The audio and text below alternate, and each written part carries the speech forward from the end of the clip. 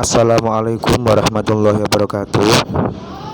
Di sini kami dari kelompok 9 akan mempresentasikan self control. Pengertian self control.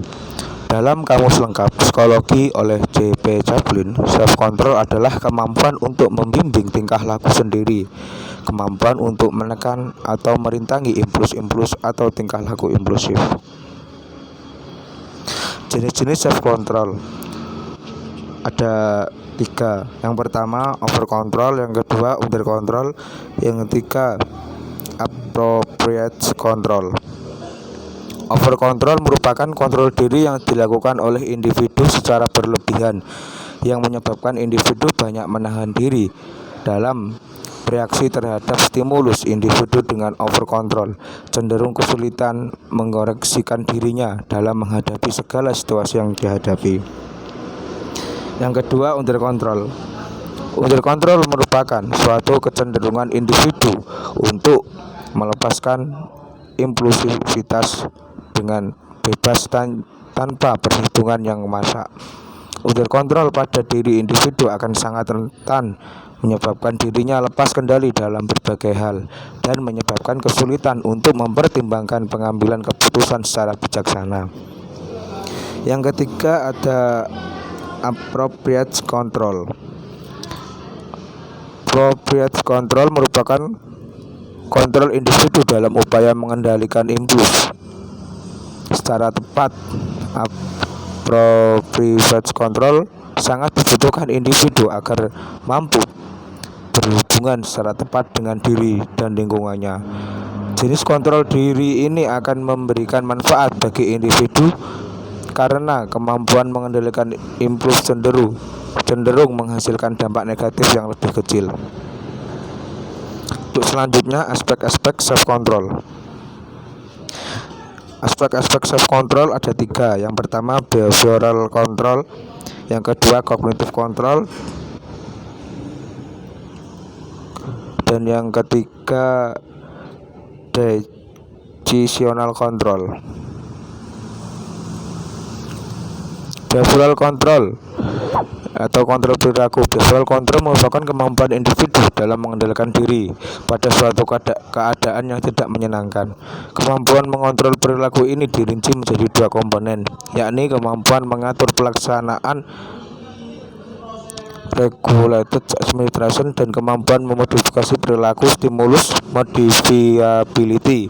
Kemampuan mengatur pelaksanaan merupakan kemampuan individu dalam menentukan siapa yang akan mengendalikan situasi atau keadaan, apakah dirinya sendiri atau aturan perilaku dengan 12 menggunakan sumber eksternal. Sedangkan kemampuan modifikasi perilaku merupakan kemampuan untuk mengetahui bagaimana dan kapan suatu stimulus yang tidak dikehendaki akan dihadapi oleh individu. Yang kedua ada cognitive control, yaitu kemampuan individu dalam mengendalikan diri untuk mengolah informasi yang tidak diinginkan dengan cara menginterpretasi, menilai, atau menghubungkan suatu kejadian dalam suatu kerangka kognitif sebagai adaptasi psikologis untuk mengurangi tekanan yang dihadapi. Yang ketiga ada decisional control, itu kemampuan individu dalam mengendalikan diri untuk memilih suatu tindakan berdasarkan pada sesuatu yang diyakini.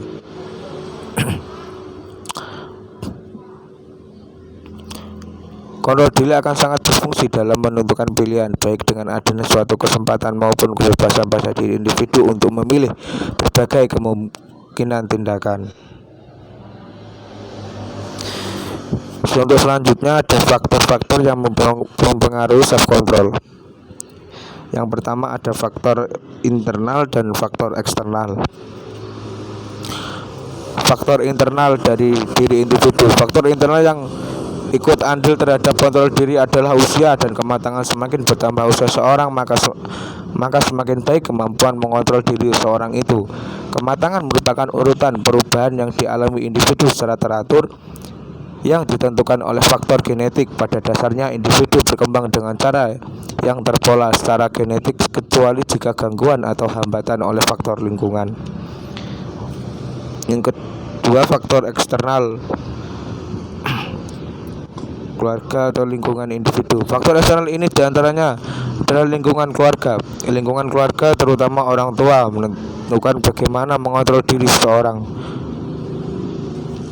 Hasil Nasyah 2000 menunjukkan bahwa persepsi remaja terhadap penerapan disiplin orang tua yang semakin demokratis cenderung diikuti tingginya kemampuan mengontrol dirinya. Oleh sebab itu, bila orang tuanya menerapkan sikap disiplin pada anaknya secara intens sejak dini dan orang tua tetap konsisten terhadap semua konsekuensi yang dilakukan anak bila ia menyimpang dari yang sudah ditetapkan, maka sikap kekonsistensian ini akan diinternalisasi anak di kemudian akan menjadi kontrol diri baginya. Untuk selanjutnya akan dijelaskan oleh Mbak Rima.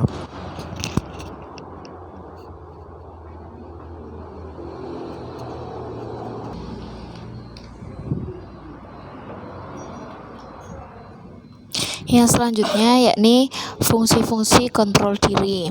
Yang pertama, membatasi perhatian individu kepada orang lain. Dengan adanya kontrol diri, individu akan memberikan perhatian pada kebutuhan pribadinya pula, tidak sekedar berfokus pada kebutuhan kepentingan atau keinginan orang lain di lingkungannya. Perhatian yang terlalu banyak pada kebutuhan, kepentingan, atau keinginan orang lain akan menyebabkan individu mengabaikan, bahkan melupakan kebutuhan pribadinya.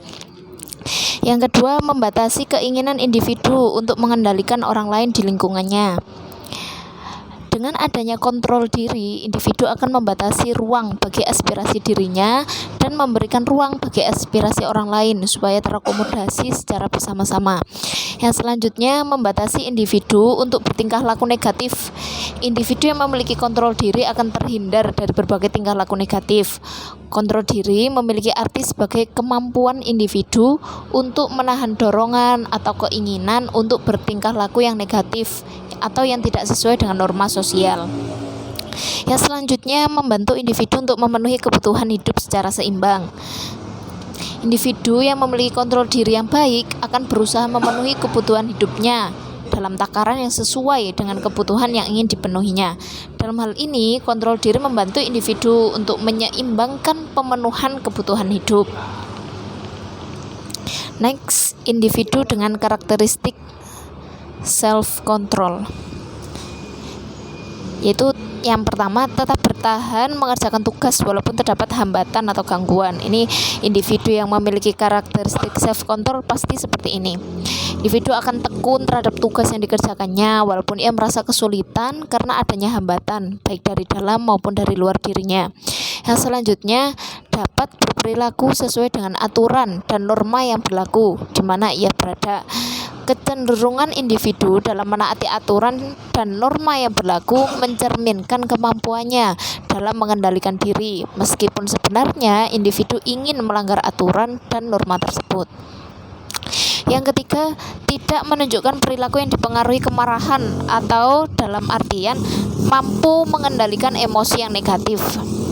Kemampuan merespon stimulus dengan emosi positif membantu individu untuk terbiasa mengendalikan dirinya dalam berperilaku sesuai harapan lingkungannya. Yang selanjutnya, toleransi terhadap stimulus yang tidak diharapkan untuk memperoleh manfaat atau keuntungan yang besar. Next, kita langsung ke studi kasus. Kasus yang pertama, kasus pencabulan anak kembali terjadi. 2 anak perempuan di Kota Padang, Sumatera Barat dicabuli oleh anggota keluarga terdekat dan tetangganya berulang kali. Diberitakan Kompas.com 17 November 2021.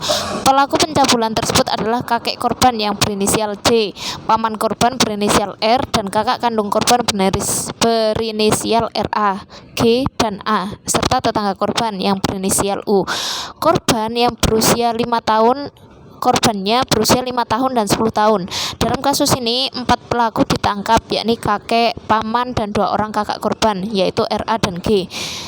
Sementara itu, tetangga dan kakak korban A masih dalam pengejaran. Kasus pencabulan terhadap belasan anak juga terjadi di Jakarta.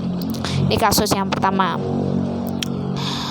Untuk kasus yang kedua, yakni kasus bunuh diri live di Facebook, contoh bahwa ketidakmampuan kontrol emosi pada dirinya.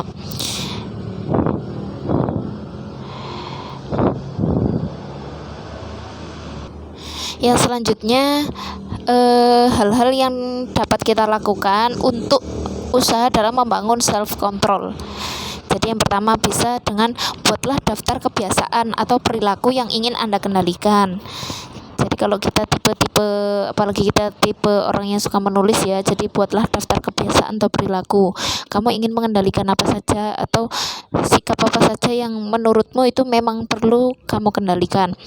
Yang kedua, tentukan perilaku yang ingin Anda ubah. Ini hampir sama dengan yang nomor 1 tadi.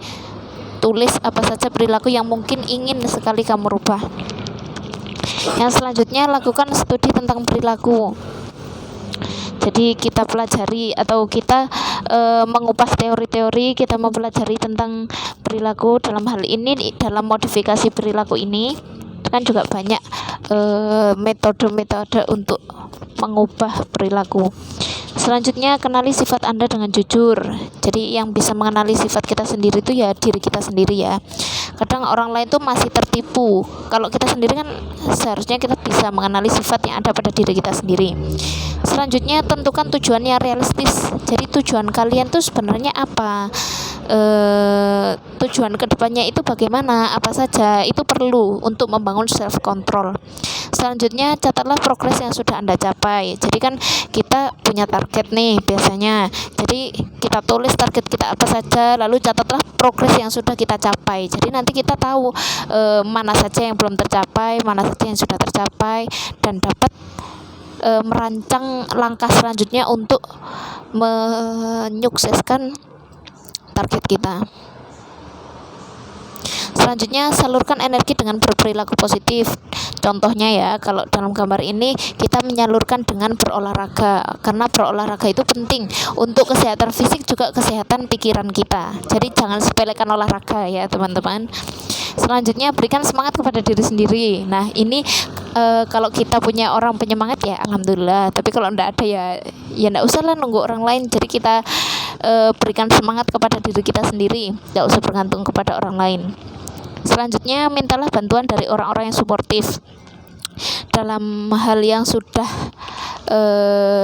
andaikan perilaku kita mungkin sudah terlalu parah, sudah terlalu fatal, kita bisa ke psikolog.